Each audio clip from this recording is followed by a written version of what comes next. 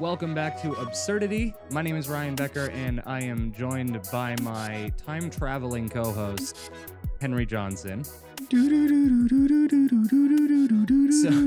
Henry and I haven't seen each other for a long time. Actually, I can't remember the last time. I mean, we've seen each other, but in yeah, person. I don't know correct. when the last time. I don't remember. I don't think it was this. No, it was this calendar year. I feel like I saw you once this calendar year, maybe. No, yeah, it was. Well, was it? Yeah, see, that's what I'm saying. Now I'm trying to think because the last time was right before COVID was hitting. Because remember, we went looking for toilet paper. Yeah, but that was over a year ago. So we're doing great. We're doing. If great. we didn't have a podcast, we wouldn't get to talk to one another. It's kind of sad. So what's cool is so Henry was in town for an event, and so he bunked up with me. And so if you're watching this on YouTube, things look a little differently because we're in my living room. And this is the first time we've done Absurdity with a 2-camera setup. So this is brand new for us, and I am actually thrilled to have Henry here. And the reason I said he's time traveling is because he has spent 40 of the last 30 hours traveling, basically. It feels that way, yes. He was in another country for 2 weeks visiting some in-laws. That's correct. And traveled back overseas, got into the States, and got home after a nightmarish trip. Traveling in the COVID era, post-COVID, whatever we want to call this now, is an interesting experience. And then getting back in, sleeping for a few hours, and then driving 4 hours over to here for an event. Yes. You and I talked for like 4 hours last night after you got here, and then you went to sleep late, and now we're recording. So this is how we roll. Yes, and I'm not sick. If I sound congested, it's because after 27 hours straight of breathing through the same face mask, because you can't take it off in the airport and you can't take it off on the plane. You just don't take it off. Yep. It's like it's congested my head with my own breath. It is a very weird experience. So, yeah. And so we're going to pick right back up where we left off. And if you're curious as to what happened, why we weren't posting for a few weeks, I got hit with some serious burnout from other things happening in my life, not podcast related, but basically it was a chore to get myself to do anything outside of work, sleep, and one other thing that I was able to pick up recently, and it's just because I've been making up for lost time with it. But the reality is I dropped the ball, and so we're picking right back up, and we're going to keep moving forward just like always. So don't worry. This isn't like last year where that happens, and then a month later it happens again. We are picking back up right where we left off. But I'm back in country to hold him accountable, folks. I couldn't help him when I was 7 hours ahead, and yeah, that's actually facts. And things were busy enough that there was no... I love the strength of our friendship, but now we've found a weakness, which is we don't have to talk all the time. So we don't talk all the time. And then yeah, anyway. So the other thing that I've gotten back into is tennis. And for those who've been long time... It's quite a racket. Thank you. And I hate you. Get out of my house. I can now say get out of my house. This is great. What, you didn't have the balls to take that joke? No, I did not. For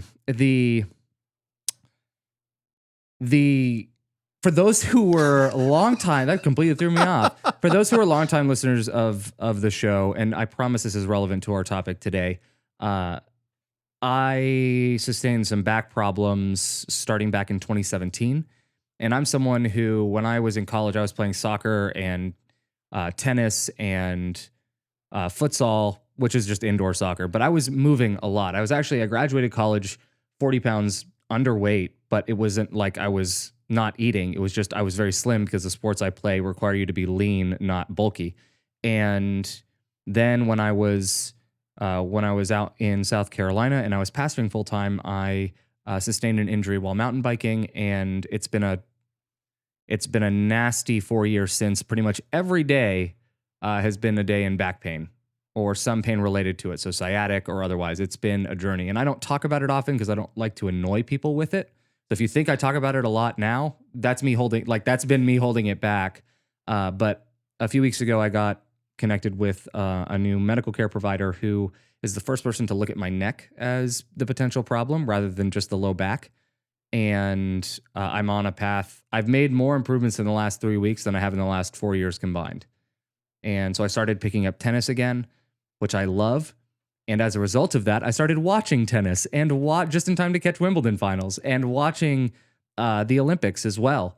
And I had repressed that part of me for 4 years because if I watch something, I want to go do it. And if I can't go do it, then I get really frustrated and it just reminds me of the situation I'm in, right? So I hadn't watched anything for 4 years. I hadn't kept up. I missed some of the greatest tennis ever from the big three during that time. And watching the Olympics was just in time for me to catch the Simone Biles news of her withdrawing from pretty much all gymnastics competitions in the Olympics. All of them, but I think it was a lot of the beam finals and things like that. Yeah, so she withdrew herself from competing in the finals of the individual all-around competition. And she cited her mental health and that she was experiencing a phenomenon known as the Twisties, which is a phenomenon where a gymnast loses awareness of where they are in the air when doing acrobatic moves with twisting elements. Which is, let's just point this out for a minute, deadly when you have a beam underneath you and a long drop. So first of all, I'm amazed they can even do all that spatially. I mean, even if I didn't have the twisties, I would still break my neck and die, which is why I'm not on the Olympic gymnastics team. Never will be. But I'm just saying, people are like, well, why couldn't she push through? You really want to see her snap in half on a hobby horse or whatever they call it? I mean, they're on a, what is it? I'm mixing all my sports. You can high tell horse, yeah. It's the pommel beam or pommel horse is what that is, and then they have a high beam, and then it's not that I want to make light of this. I just want to point out that I feel like this just describes me every day, minus the acrobatic moves with twisting elements. I just lose awareness of where I am at any given time. There's a joke that it's not even a joke; it's a real thing that people with ADHD don't have object permanence, which is why we take so many notes. It's why we it's why we're so cluttered. And everything has to be visual. It's because if we don't see it, it doesn't exist. And like our friendship and toddlers. So I am a toddler. But this is serious. This is absolutely serious. This is as serious as whatever this ambulance going by outside is going by for. My house has terrible insulation and soundproofing, and the road is like 30 feet from my house. So the reason I want to bring this up is because Simone Biles has faced a ton of criticism for her decision to withdraw. And Naomi Osaka, a tennis player, faced a ton of criticism for the way that she withdrew from the French Open, citing her mental health as well. Yes. And wanting to take care of herself. And I think talking about the pressure that is not just on athletes, but I think that's an important thing to talk about and try and talk through this.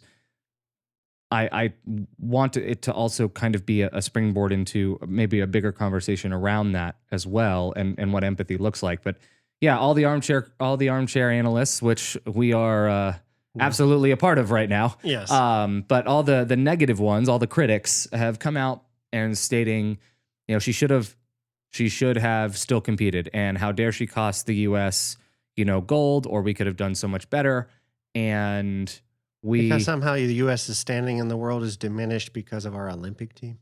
Yes, absolutely. And of all the things that would diminish us, you're going to point to the Olympics and the wokeness of the Olympics team. Remember that one as well. Yes, the wokeness. The wokeness. Besides COVID killing everything in Tokyo, but whatever. Yeah, I think this is a really important conversation because I think that there's a huge misunderstanding of the pressure that is on someone in her position too. When you factor in things like the fact or like the entire scandal around the U.S. gymnastics and Olympic or the U.S. gymnastics organization and coaches sexually abusing their gymnasts, of which she was one, not coach, but a gymnast, obviously. Right. But I just begs being clarified. The coming into the next Olympics after all of that happens, and inarguably the best gymnast on the planet, basically, the amount of pressure that you face is immense. To then have something even slightly go wrong during that time and when it matters the most, I'm really glad that she is taking the time and she's prioritizing her mental health and her long-term health over a few events. Yeah. And I get that she's worked her whole life basically to prepare for these events, but the rest of your life is not worth the one, in my opinion anyway. So I'm really glad to see when someone does withdraw for mental health reasons and they're able to state that and without having to go too personal with it. And I think we need more role models who are willing and able to do that and prioritize their long-term health over the glory of one event. Yeah. So, yeah, what are your thoughts here? I'd be curious to know. Well, I mean, there's so many, and I'm trying to figure out, I probably have only one negative comment. I'm trying to figure out, can I get it out of the way early so that the rest of this seems more constructive? Yes, is the answer. Well, yeah, building, and this might be a good segue to also talk about some of the things we do to ourselves, and I want to show empathy with this, but like the only thing I remember when this started coming out on the news, which of course was interesting for me because this was all happening in the news when I'm in another country watching their coverage of the Olympics. So, I'm used to the US-centric view of the Olympics. And it was kind of weird being the lone American sitting in a spot and being like, trying to see, why don't you put the camera back on the American? I want to see, are they going to win? And they're looking at their athletes. And I'm like, no, go back. I need to see I want to watch the whole thing with the Olympic gymnastics team, right? Not just now they've moved to whatever the other guy is or girl. That being said, I remember the one thing that initially struck me, and this might be, I'm sure this is where some criticism is coming, but I'm sure it's being done in a not very empathetic or constructive way. And I want to be careful to make the comment, but be constructive with it. I don't understand the pressures, obviously, of being the best at something on a global stage. And as you said, That's she's not already true, been... Henry. You are the best at being you. Okay, well, there's that, but I don't win gold medals for it because I didn't have overly helicopter parents. Okay, so fair enough. No, right, you just got participation medals. No, I didn't either because the 80s and the early 90s were not when people did that. So anyway, that's come later. But what I'm saying is most everyone has recognized that she is at the phenomenal peak of her career, of her ability, of her form, which is part of why she's getting so much press coverage over this and why everyone wants to have a debate and an argument about that. To that end, there was a point even before the Olympics where people were openly calling her the GOAT of the sport. And if you don't know what that acronym means, it means greatest of all time, right? The GOAT. It came out of American football and is kind of now entered common vernacular across sports. That being said, I can't imagine the pressures of having the media and everybody else call you the GOAT or something, and then that need to live up to the hype or to do whatever. And here's where the one negative comes in. I had to catch myself and force myself to step back and not immediately be the armchair person and have some empathy, because when she first made the comments and it was in the news that she's pulling out because of whatever, there was I'll just be honest, there was the gut in me that did not feel for her at first. Because I had remembered an interview she had given, and I haven't watched all of them, obviously. I don't follow women's gymnastics that much, but I remember one that just happened to be on the television at one point before I left the country leading up to the Olympics, where she was basically bragging about being the GOAT. She was actually adopting that nomenclature and talking about it in the context of, I know I'm the GOAT and I'm going to perform for my country and I'm going to whatever. And I remember my first thought was, you've done this to yourself. Now, that wasn't fair, but I'm just saying my first thought was like, well, it'd be one thing if everybody was saying that and you had to live up to that pressure, but you owned it. Yeah. You decided to take that language and go, yeah, I know. I'm the GOAT. And I know that's extremely unfair to her, so I do want to admit that on screen. That's extremely unfair. You can't always control your first thought. That's the bottom line. Whatever your first reaction is, yes, it can tell you something about your own heart that you can listen to and learn from, but ultimately it's your first thought. Yeah, and that was. And my first thought was, I feel sorry for you, but I would feel more sorry for you had you not taken that almost, it seemed to me, egotistically and been like, yeah, I know I'm the best. I'm like, well, then you set yourself up for that pressure. Yeah. It's one thing to be like, everybody's demanding this of me, and how can any human being live up to this? It's another thing to be like, yeah, I know they're right, and I am the best. And again, I don't understand those pressures because I don't have people telling me that all the time. And I get it's a fine line. And so, in longer thought to it, part of me has thought, if I had to criticize anything, again, without an educated background, it would be, I don't know if I would have gone that far, but I've not had that. No one's ever claimed that for me to be able to have the ability to own it. I don't know. And one thing we also forget is that a lot of these decisions are not fully the athletes. They have media managers, they have team managers, I don't know if somebody in a bunch of suits with a bunch of stuff even went to her and was like, you need to own this because it's going to be good for getting you on a Wheaties box. I don't know because I'm not her. So also being fair, as I've thought about it more, I don't know if someone told her to own that and it wasn't her that decided to, quote, own that title. I don't know. And so at that point, I was like, I could say that, but I can only deal in what little information I have. And I think the more important debate, if we are going to debate, well, she shouldn't have claimed that or not, I think a good point I'd love your feedback on too, and kind of kick it back over to you, is what does that say about the pressures? You just talked about burnout with yourself. What does this say about the pressures that we give into and then further victimize ourselves with? So in other words, I'm sure she was under a lot of pressures. I know she didn't ask to be called the GOAT, but could there be something to be said about her getting into the Twisties or whatever? Does any part of it being she eventually caved to the hype people were, there was so much pressure on her that then you just maybe, do you try and like ride it thinking like the old phrase, if I hold the tail of the tiger, then at least it can't put me in its mouth. And then do we join in our own victimization? I don't know if there's any aspect of that or. Yeah, I don't know. I can see someone kind of a fake it till you make it thing of she owns that she's the GOAT because she is trying to be confident. She's trying to live into that reality and trying to adopt it, not necessarily claiming it out loud in a way of like, there are things that I've said or I've psyched myself up for so that I could get myself to accept the reality or the pressure or whatever that comes with it. But there's another element of this that my heart goes out to her for. However, it's slightly conjecture. The conjecture here is there's no way for us to verify unless Simone herself comes out on this. Back in 2016, there was a leak of medical records for several Olympians. Hers were included, and it was revealed that she was on Ritalin for ADHD. So already a personal attachment here. And the problem is that in Japan, Ritalin, any ADHD medication, basically, I'm pretty sure, is banned. On top of the fact that there is several issues with performance-enhancing drugs, and you get into this gray area of, is it a performance-enhancing drug? And I don't know. Let's ask the Russian Olympic Committee. Yeah, right. The problem. I know somebody's on there like, see, that's such an American response. Sorry, I'm just. Except for the huge contingent of Americans that would rather wear a shirt that would wear a shirt that says, I would rather be Russian than a Democrat. So the intense irony of that, by the way, or of there's nothing more patriotic than boycotting your nation in the Olympics because you don't like that individual athletes have things to say about the state of the world and their life experience. So at least you can say it. In Soviet Russia, you not speak, they speak you.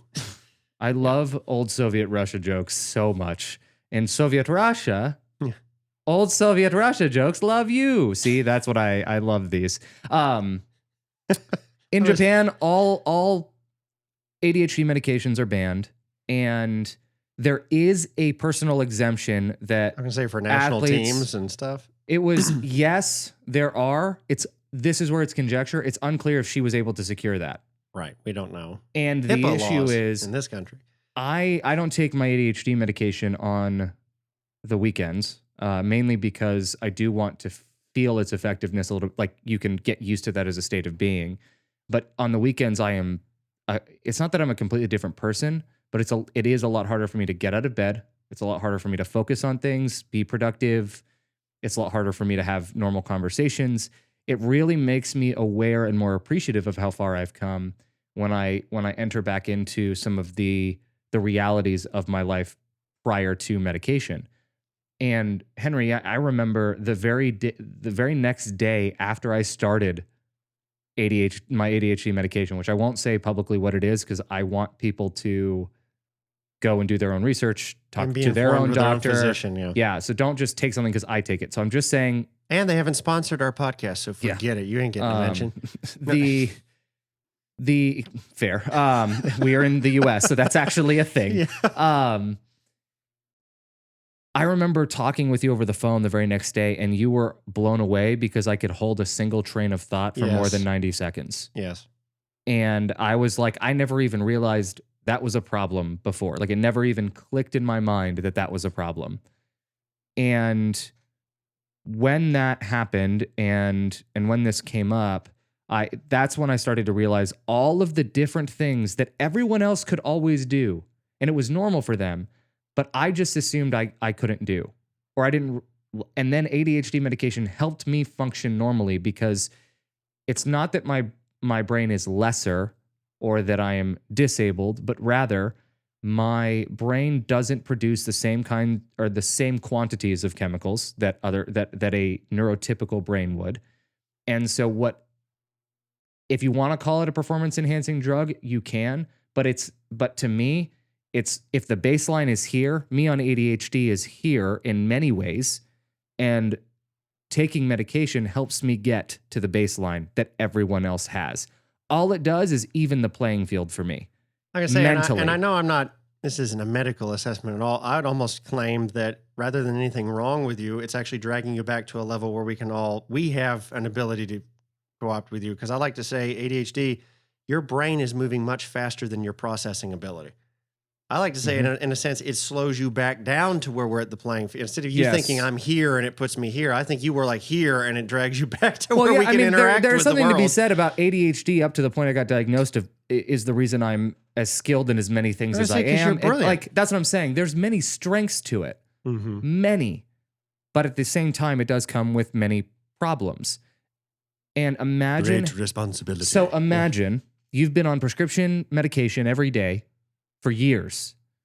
And then as the GOAT, with the pressure of a global event, and then they take the pill away. And then you have to also adjust to not being able to take your medication. And we don't know that's what happened. Like I said, all conjecture, but if that happened, to me, there's not even a conversation anymore.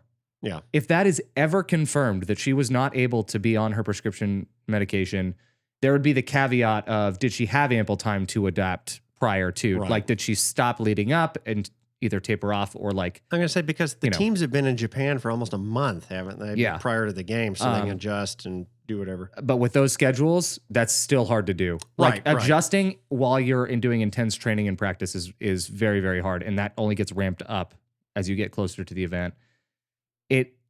The anxiety, the emotions, the processing, that's a massive struggle. And to me, there is no more conversation if that is the case. Like, if that was actually true, the episode would be done. I would have said this in the first 5 minutes. Yeah, it would be like, done. Anyone who disagrees is wrong. I don't know what to tell you, but factually, you're wrong because of what the brain goes through in that time. Either way, I think, even if she accepted it, if you have a bad day at work, you get to go home and you get to try again the next day. Yeah, because nobody put a camera in my face and then recorded every little thing I said. And as I said, that's where the unfairness is too. Okay, she admitted it in that interview. Well, she gave 5 billion interviews that day. I don't know if the one I saw was the only time she... Again, we don't know those things.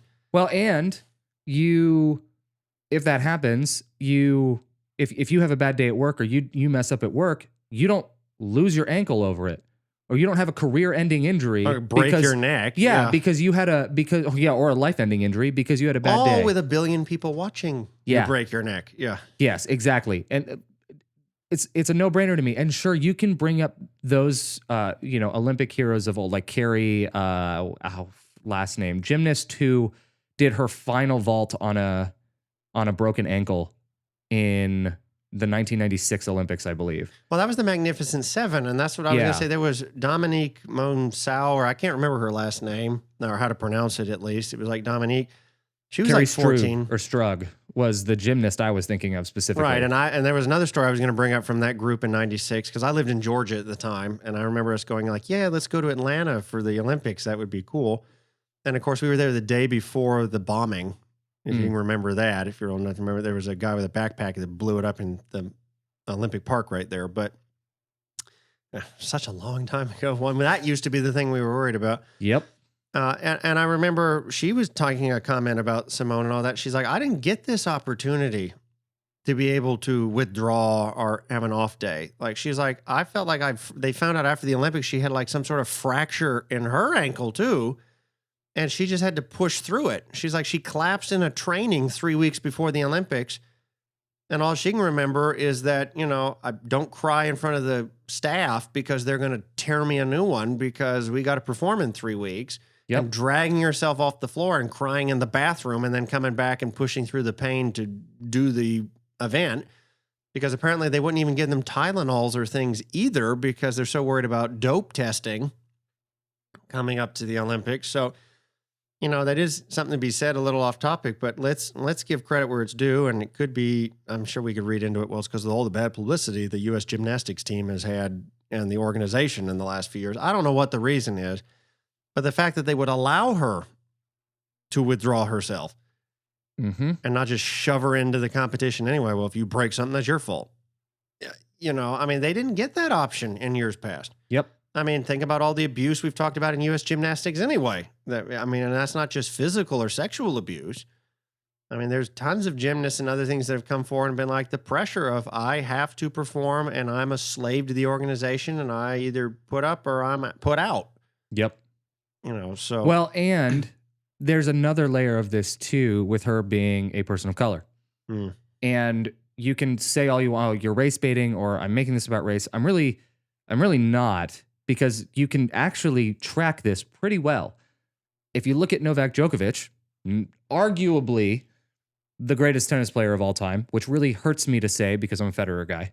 Nadal, baby. But Djokovic tied for 20 Grand Slams, which is still unheard of that one person has it, let alone 3 people now have 20 Grand Slam wins. Yeah, they're all right up tennis. on each other. And Djokovic just got that at Wimbledon. He's going for the Golden Slam, which is winning all Grand Slams and the Olympics in the same year.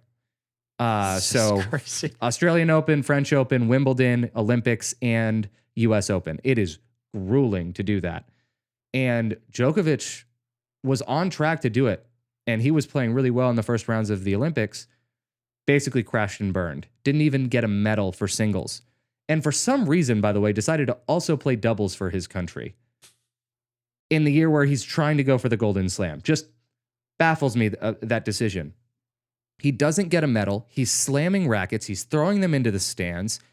And what he's known for doing, he got disqualified from last year's US Open because he hit a ball out of frustration into a line judge and was immediately disqualified. Regardless of, he didn't mean to hit the judge, doesn't matter. You hit a judge, like... Yeah, it was the intent of...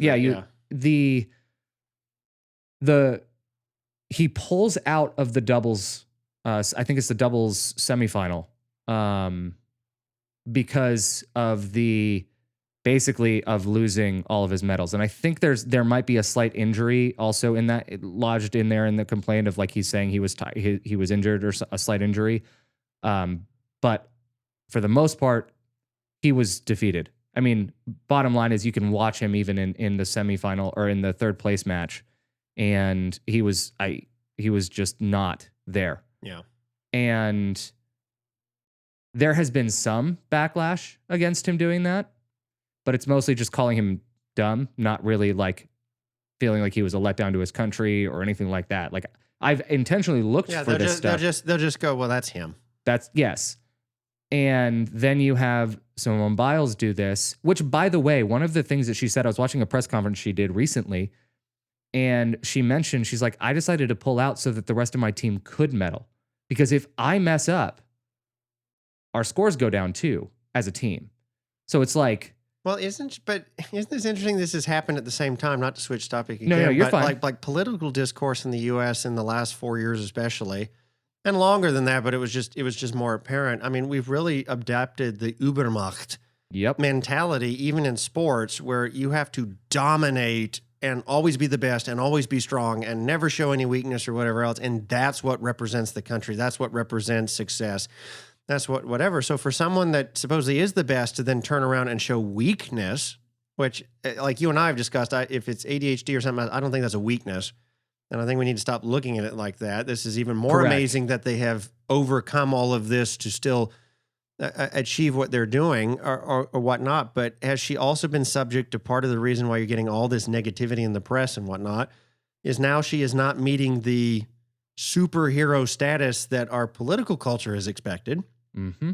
Add to that also the political culture right now in race relations. So as you said, she's a person of color. Throw that in there too. So there are certain segments of the population that are already like, well, she's a person of color, so that's a letdown. Oh, great. Now you let down the country because you can't be a superhero and do whatever else. And you want special exemption for whatever. I don't get special exemption because I didn't get the... Yeah. And all, it's like she stepped into a lethal cocktail of just all sorts of expectations that could not be met by anybody. No, and what gets me is you just alluded to it. You just referenced this crowd, and I can't stand this crowd. I cannot stand the crowd that says, I didn't get mine, so you can't have yours. Yeah. I can't stand that crowd. You know what that crowd is? That's the crowd that's full of parents who say, I want my kid's life to be better than mine and not to have the same struggles I had. But when it becomes better than theirs, suddenly they're petty, they're jealous, they're controlling, they're abusive, and they will actively get in their child's way so that they better appreciate all of the work that their parent did for sacrifices them. that life takes. That kid didn't ask to be born, so they don't owe you anything for raising it. Like I don't like for raising them. Like you made a choice and you took on responsibility for yourself. Them pursuing something and them being able to pursue things because of what you did, that's a sign of a job well done, not a sign for you to be petty about it. But it's the same thing with talking about federal loan forgiveness, which I don't even qualify for, by the way, because I refinance my loans. But I talk about it. I'd be fully game for a federal loan forgiveness program outside of the public service one. But you know what? That's not fair, Ryan, because I had to what if I have pay all off, of my loans paid. What if I I don't paid have off all student of debt mine right now, so do I get my $100K? Yeah, I don't understand why, like, this is so good for you. I'm glad that you did that. Like, I know not you specifically, but it's just like, why can't you Mom and just Dad. be happy for someone else? Like, why is this so hard? Even with the vaccine, the COVID vaccine, that's free. Other people paid for me to get it. And I partially paid for me to get it also. But like taxes. But we suddenly were not okay with any portion of our money going, or any portion of anything we do going to help someone else, or someone else getting something if I don't get it too. It's the equivalent of showing up to someone else's birthday party and expecting a gift for you. And then being upset when they only give gifts to the person whose birthday it is. Yeah. Like, it's not about you, and not everything has to be about you. But we live in a narcissistic world where we cherish the people that are the most stuck up. Like, instead of just the corn cob in somewhere that the sun doesn't shine, we have the whole field. Yes. I mean, yep. And you can say that she choked. I don't think that she choked. Like, I guess there's a technical argument for the term. If she was choking on all the bull crap people were dumping on her by the truckload. And that's my thing. I think choked is a bad word. I've seen some people use it and like, let's, say it like it is and call it like it is.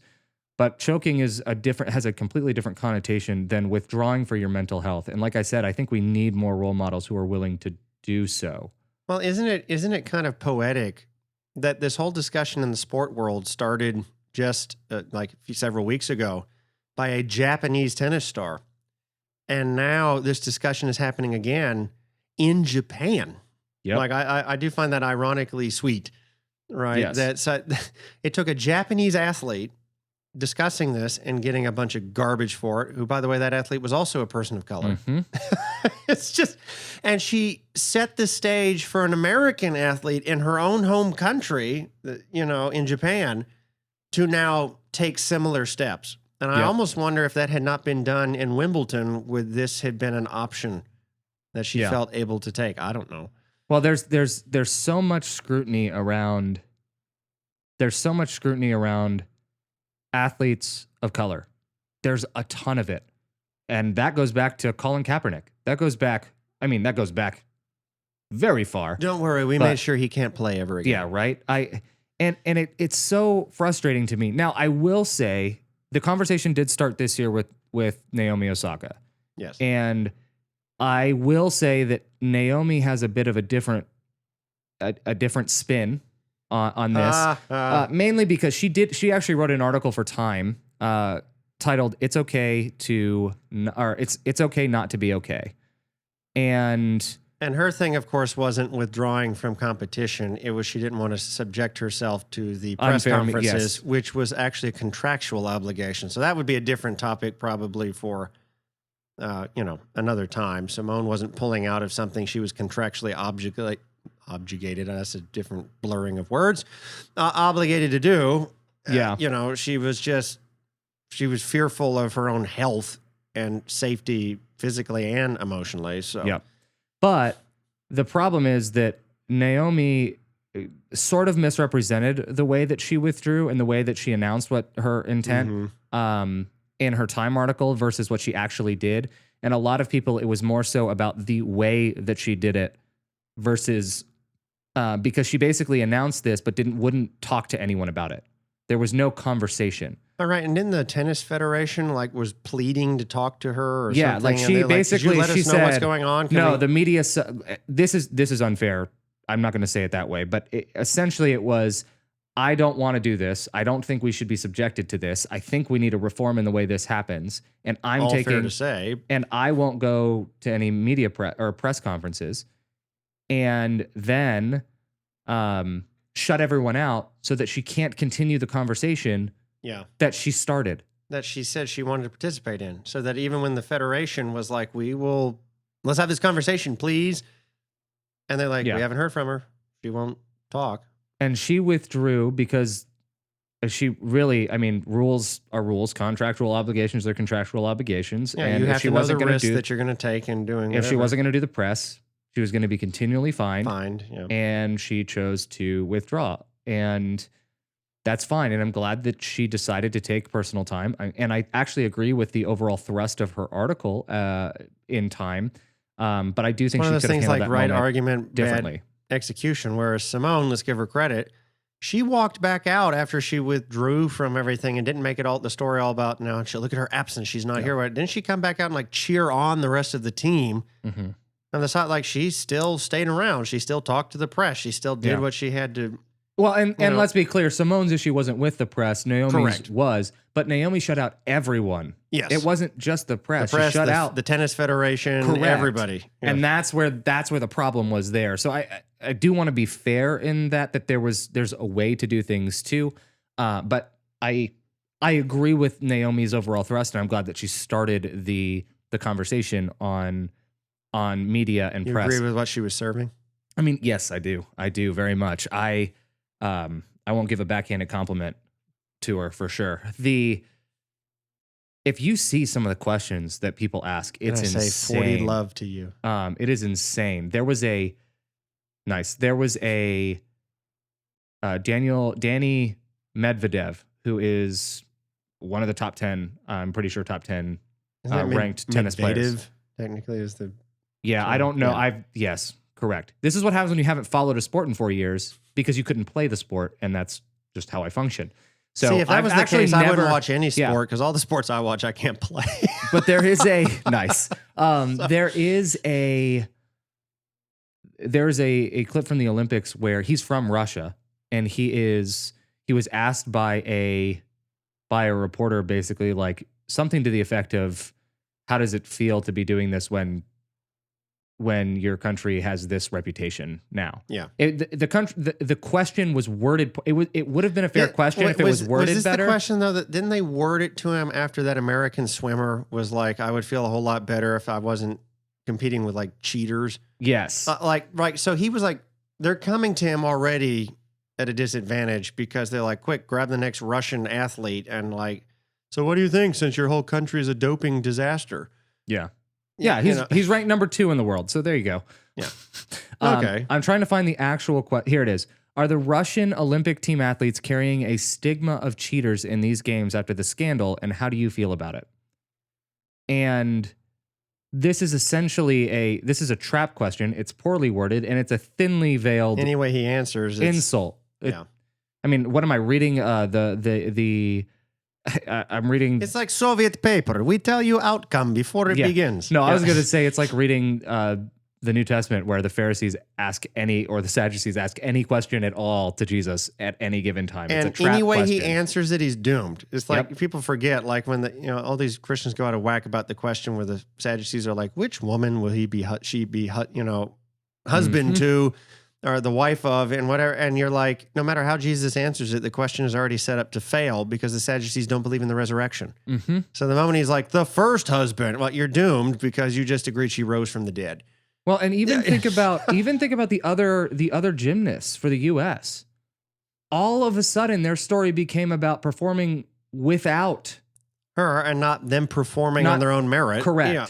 They earned silver without her. It could have been worse if she had played, or sorry, if she had gone out and actually. But now attempted nobody's anything. going to celebrate. They're like, well, they only made silver because Simone wasn't that. Now it's like, no, we worked hard and got silver. I don't. Yep. Despite that, and having to pick up the slack basically from being a team member down at the last second. And the other kicker. And no one's talking about the lady that had to fill in for her, the alternate. No. I don't think I've even heard who it is. No, she actually. I need to look up her name again. That's a great point. That's a great point. Because I never heard anything in the media about the one that came off the alternate list to take her spot. Yeah, that. Let me. Somebody's think about it. Think about this. Can you imagine if you're the alternate to Simone? Like, you're going to the Olympics, and I'm sure you're working hard and stuff, but you're like, I am not going to get a chance to do anything. Mm-hmm. Like, you're the alternate for the greatest of all time. Like, are you really going to get to perform? But you still have to be the top of your game. And this person had to come out and perform unexpectedly and still help the team get silver. And I've heard nothing about who it is. No, there was a couple articles, but I'm having trouble finding them. I actually remember reading it's even this. hard to find on Google. Yeah, this is actually really annoying. But there was someone from, it may have been, I think I'm getting there. But the kicker to me in all of this too is if she had performed and had something terrible happen, the reaction would have been, if she knew that her mental health wasn't there, she shouldn't have performed and put the U.S. at risk like this. That she would have been slammed. This isn't a military situation. Yeah. I love they're like, the U.S. is at risk. What, are we going to get nuked when our team doesn't perform right? I mean, obviously. But that's a real thing. I can absolutely see happening if she had tried to do this, had something serious happen, and it came out that she was having the twisties, that she still tried to perform. No one would be like, well, I'm really glad you tried. They'd be like, why didn't you withdraw and let a gymnast more capable in that time that didn't have the twisties? If she'd gotten up and broken something, we'd all be like, why did you do this to the team? Or she couldn't win anyway. Or didn't win. If she just didn't win, if she didn't perform to the level we all expect her to, then there still would have been, there was no winning for her. So why put your body in, if it's a lose-lose, then at least pick the way you're going to lose. And that's what Simone did, is she picked. You mean a woman and a person of color took agency over their own life in a national setting? That's absolutely horrible. I refuse to believe that is the case. No, no, absolutely. But it's true. And I could easily see that reality happening, and it's tragic to me. And I think we need to have we do this with public figures in all different types of environments, in all different sports, in all different platforms. We do this all the time. And we say, if you can't take the pressure, then that's the job, right? But it's not like there's a million people who've had the job before. So it's really, really hard to, you really don't know until you're in it what it's like. I can't explain to, there are times where I wish that I could let someone else experience a day in my own head, or a day with the back pain that I've had to deal with for the last several years. The amount of nights where I've been literally crying and fighting and screaming into a pillow out of pain that no one knows about. And that I understand why back pain is one of the most debilitating things, and why your mental health takes a nosedive, because when you can't move and when you're in pain constantly, that wears you down so much. And it's not something that you really understand until you are in it. You think, I could take it, or I could do it. Or you watch any sport and you think, I could make that shot, I could make that catch, I could make that throw, I could make that I could get that ball. You think that all the time, but like you're at home not doing it. Someone more highly qualified than you couldn't get it, couldn't make the shot. They couldn't call make it the Monday throw. morning quarterback syndrome. Yeah. It just is nice. It just is.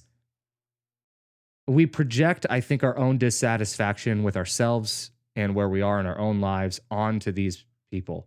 We put them on pedestals that they don't necessarily need to be on. I'll put it this way: we put them on extra pedestals. I think there is something to be said of you representing your country in the Olympics. That's a pedestal. I'm not saying we idolize you or like I'm not trying to go into 10 Commandments territory here. I'm just saying like there is a pedestal that you're on when you're doing that. That's an honor. That is recognition. That is an affirmation of your ability as an athlete. I don't want to take that away. I'm just saying let's not give people extra pedestals to stand on that they didn't ask for and that they didn't need to be on. And we just do it because we're dissatisfied with our own lives. Yeah. I'm still trying to find this athlete. It's really hard to Google and talk at the same time. Yes. Well, while you're doing that, let me say something as a side Yeah. note that isn't Simone specific, but I think it does point out something else I found ironic when we were thinking about this and discussing it as a topic. I find it fascinating that this is the first Olympics I can think of in my lifetime, which admittedly is not the longest lifetime in the world, but in the modern Olympics, everyone's talking about the first COVID Olympics and this, that, and the other, but all of the stories, or at least the majority of the stories, let's put it this way, the majority of the stories coming out of this Olympics is about individual athletes or topics like with Simone, with emotional well-being and stuff like this, and how they're performing or how they're coping and how they're not. And there's a lot less national stories. Mm-hmm. And what I mean by that is a whole lot less. The U.S. team is, I mean, and partly that could be because the U.S. is not racking in as many golds as we're used to doing this Olympics. But that being said, what I find ironic about that is that the modern Olympic Games, this is the kind of the historian in me, but in the last 100 years or so, the modern Olympics were actually orchestrated to be more about individual feat, the human story, about humanity overcoming and performing and doing this, that, and the other. Yep. And it was really only in the Cold War in the last 50 to 60 years that it became a national competition in the sense of the U.S. versus the Soviets or, you know, France versus whatever. And it was always, that was only a relatively modern story where we view the Olympics as this is telling about a nation. Mm-hmm. This is telling about, does the country have soft power? Does this country, is it able to outperform the other one? And so in a weird way, I think it's kind of interesting from a historical perspective. This Olympics is one of the first ones to go back to the idea that really disappeared after the great 36 Olympics in Berlin. Most people forget when you think about the great story of Jesse Owen with the fact that the Nazis were trying to turn this into a national story, where it was the German team, it was the Aryan race that was able to do whatever. And here you had a person of color in the U.S. that outruns every single person in the competition and wins gold in the heart of an organization and a nation that was trying to say that he was garbage and should not be able to match the Aryan strength of whatever. Right. And that story was all about personal triumph and humanity and look what it's able to do against such evil. And then after the war, we lost sight of that because of the Cold War. And well, obviously the Cold War has been done now for about 20 years, even though it sounds like some of these tropes are being recycled for now China versus the West. And, you know, it's like some of that generation still feels a need to like, let's have that argument again, but that's a different topic for another time. But I'm just amazed that the personal stories coming out of this, that this Olympics has all been about personality. It's all been about what are these athletes going through? What are they accomplishing? What are they not? And I mean, there's been some of the stories, like you said, with the Russian Olympic Committee and them the press trying to go about stigmas about a nation as a whole. But even that is a stigma about something that a majority of them have been doing, but not necessarily a nation doing versus the other. So I'm buying you time talking about this side No, thing. I have it. I'm good. It was just a thought yeah. I wanted to throw out there. I do find it interesting, the personal nature of this Olympics now versus the national. You know, you mentioned it when you were like, well, she's letting America down. I haven't heard as much of that because I didn't go into this Olympics really thinking about this is reflective of the entire nation of whatever. No, this is an athlete. This is just the athletes we sent. So anyway, who's the name of this person? Did you find it? Yes, I do know who it is. Sorry for the cut. My Yeah. housemate had to run off to work and had to come downstairs, and there was a lot of noise, so we just Don't worry. This is the Absurdity cut so he podcast, could always leave. with reassuringly low production value, but high content. Yeah. But high value content. Michaela Skinner. So Michaela Skinner was a 24-year-old gymnast. She's dead? I guess she is. I don't know. Maybe her birthday was between then and now she's Sorry. I don't know. We would love to have one of these But athletes she's a 24-year-old gymnast from the University of Utah, and she was in Tokyo for qualifiers, and she failed to qualify. Pretty sure she came in like 11th or 8th, and so she failed to qualify. She was whatever position is right below the cutoff. Yes, basically. And so she was forced to leave the country within 48 hours of that happening. So she couldn't even stay by and cheer on the U.S. Because if you're not on the team, they don't want you in because of COVID. Yeah. Yep. And this would have been her last Olympics or last shot at it, basically, because of her age too. Yeah. This was it for her. So when Simone Biles withdrew, she actually, according to ESPN, she actually insisted that someone reach out to Skinner immediately and get her back.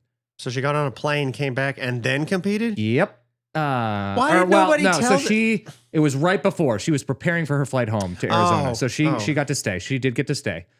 She didn't have to turn around. But still, why didn't I hear this story? Why is everyone going to be like, hey man, the country down? Like, why didn't I get to hear about this girl? Yep. Woman, excuse me. Now, and here's what's crazy. Going from failure to qualify to finishing with a silver medal. On your last chance at the Olympics. On your last chance at the Olympics. Come on. That's an amazing story. How makes you question how does that not show the power of America? Yes. The tenacity, if we want to talk the about overcoming. The country that you have, everybody has a shot. Literally of Biles saying, this is who's going to replace me. Get them over here. And she's the one who actually tells Michaela Skinner that she was going to replace her. Like, this is an act of empowerment. This is an act of handing off a baton. A person of color empowering a white person? I know. You know what I mean, though. Woman empowering a woman. Yeah. Okay. That's incredible that she ends with a silver medal. It makes you really wonder what the usefulness of qualifiers are. Well, I don't know if I go that far. It just tells you, think about how many qualified people we have. She missed out on because think about it, at that level, is it really that you suck, or is it just that there's so many people? Because everyone is just that much better. No, I'm serious, because as I said, when I was watching over in this Far East country here in Europe, and was watching stuff, and their teammate were getting beaten. It was really hard when your family, my in-laws are citizens of a different country, and you're watching in their house their Olympic coverage of their team, and one of their athletes is competing against an American, and you're like, who do I cheer for? Yep. I was really torn, because I was like, no.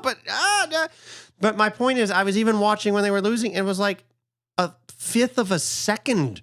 Yeah. Was the difference between like the gold medal and somebody who didn't medal at all. Mm-hmm. A fifth of a second. So, you're making that comment, but I mean, how good is this girl still? I mean, yes, she quote didn't qualify, but obviously when she was pulled in, she was able to help a team get to a silver medal still. So, I mean, how good are the good that we send, and how many good ones just don't make it by a half a second? And she didn't qualify in 2016. So this really was her last go. This was it. And just incredible to me. And I never heard this story. I don't know why. If any of you out there, since statistically our YouTube analytics say there's a ton of women that watch this show for whatever reason, if anybody knows this girl, could you reach out? This would be the coup of the century for this podcast. Could someone get her on this podcast, please? Even for 5 minutes, just a 5-minute segment, and then we'll talk about what she said afterward. But that's an awesome story. Yes. We'd also take Simone, too, if anybody knows her, and for some reason just some random Absurdity. Nobody podcast. We'd love to talk to them. Yeah, that would be amazing. I would absolutely love to talk ADHD with Simone, too. Ooh, and that'd be a scoop. Not even, regardless of Olympics. I would love to just talk about her journey and her. But this is an incredible story, and I think it's something we're celebrating. And I feel bad that I couldn't remember. I'm really glad I remembered that there were stories about this. I just couldn't remember offhand who it was. Right. So Good it just job, took me man. a second. But really, really glad for that. And your tenacity paid off. I think this entire saga is a moment for us to remember to have a little bit more patience, a little bit more empathy, a little bit more, and a little bit more understanding for people who have any sort of pressure in any environment. And sometimes that pressure is just trying to get out of bed. Sometimes that pressure is having the entire weight of your country on your shoulders as you perform. I can't even imagine. And seek to compete. Either way, if it's not your pressure, it's not yours to judge. Like, it just isn't. And yes, it's the job. Yes, she didn't murder somebody, so why are we putting so many? If anything, her decision empowered someone else, gave someone else a shot at their dreams that they didn't have, and ensured that the team could carry on. She's yes, she's definitely going to get another Olympics. I'd be surprised if she didn't. And secured her the opportunity to take care of her long-term future over her. I can think of one person in particular. Once again, all back to tennis. But I can think of one person in particular who this was true for, and that's Rafael Nadal, who I believe it's in the early or mid 2000s had to sit out of Wimbledon because of an ankle issue. Yeah. And he said, I'm backing out because I want to value my long-term career over a short-term win and glory. And now he has 20 Grand Slams. Yes. And is up there with the big three. That's the big three. Yep. And there's Djokovic, Nadal, Federer. And there's another tennis player who just turned 20 this week. And this is August 5 that we're recording this. He's one of the up and coming. He's ranked 23 in the world, decided to take tennis seriously at 13, and is now just turned 20. He's ranked 23 in the world. He bowed out of the Olympics because he said, in representing Italy, Yannick Sinner is his name. He bowed out because he said, I'm in a rut. Something's wrong. I'm off my game and I need to get back into form. I wouldn't be confident representing the country in the current state that I'm in. And he actually played in the Atlanta Open last week in Atlanta, 2 hours south of where I live, and lost in like the second or third round. And you could tell he's just not he's not playing up to the level he should have been. Although who could in Atlanta? And so he said, I'm focusing on my long-term career. I'm 19, I'm 20. I have so many years ahead of me and so many more opportunities to represent my country at the Olympics at this level. Let me do that. Well, this is something to be said about advocating for yourself, folks. Mm-hmm. Yes, that was the other lesson that I was going to bring up, which is the importance of taking care of yourself and listening to your body. Because if you won't take care of yourself, no one else is going to. And I don't mean that in a self-centered, narcissistic way, but I'm just saying you've got to, I mean, even the Lord said this, love the Lord your God with all your heart, soul, mind, and strength, and your neighbor as yourself. Mm-hmm. A love for yourself, a healthy love for yourself is a Christian imperative. I have a healthy love for yourself, Henry. And I love you too. I even told you last night, even though I haven't seen you in person in over a year, I said, hey man, if you're really tired and just need to sleep when you get here, don't feel the need to be a good guest. Just go to sleep and relax. Of course, it was odd that he had sticky notes everywhere leading me to his bedroom. Yeah, it was very strange. I wonder how that could have happened.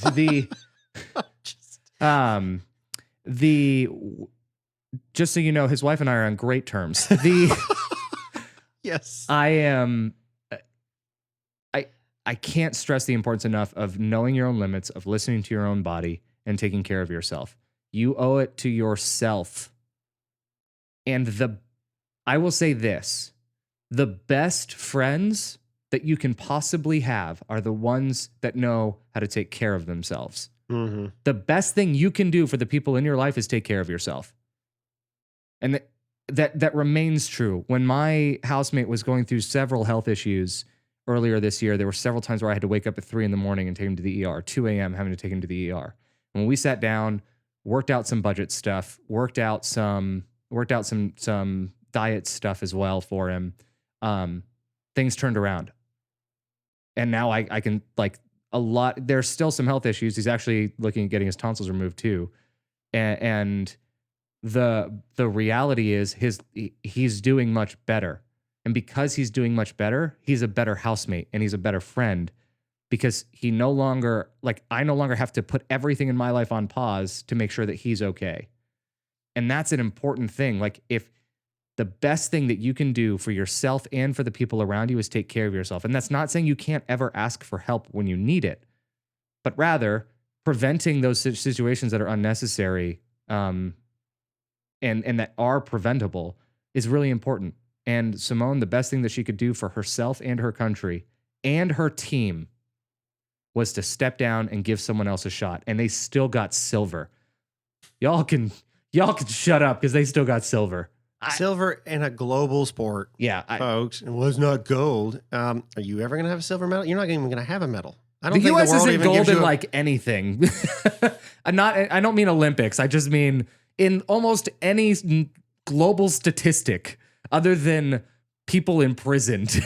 Well, oh, mercy. Per capita. I mean, but here's the thing. Well, now you're getting philosophical in another way. Do we really want perfect? Because then there's no room to grow. There's no room to have an opportunity. It's there's fun. no beauty. There's no beauty in one sense without variety and opportunity. And anyway, now we're getting waxing philosophical at whatever, but it's been fun. I know we started with Simone. We kind of talked all things Olympics and athletes at him, but that's really cool. Yeah, thank you for this tennis-themed conversation about Simone Biles. I mean, we were whacking it back and forth, never hit the net. It was great. I really do appreciate the conversation, and I hope that everyone can take something from it. I didn't have my second dose of my ADHD medication today, so if that's why I was a little extra squirrely, yeah, if I was a little extra squirrely, that's why. And by the way, if you want to continue to talk about taking better care of yourself and some ways to do that, please not only subscribe down below, but go check out last week at the time that we were recording this, last week's episode, which, and this was part of us again talking about as we opened up, not taking care of ourselves the best or whatnot. But that is one of the best interviews I think we have ever done on this podcast. That's my favorite. That's one of my favorite. And I feel bad that now we're fighting YouTube algorithms because of the 3 weeks that something wasn't posting. Now it forgot to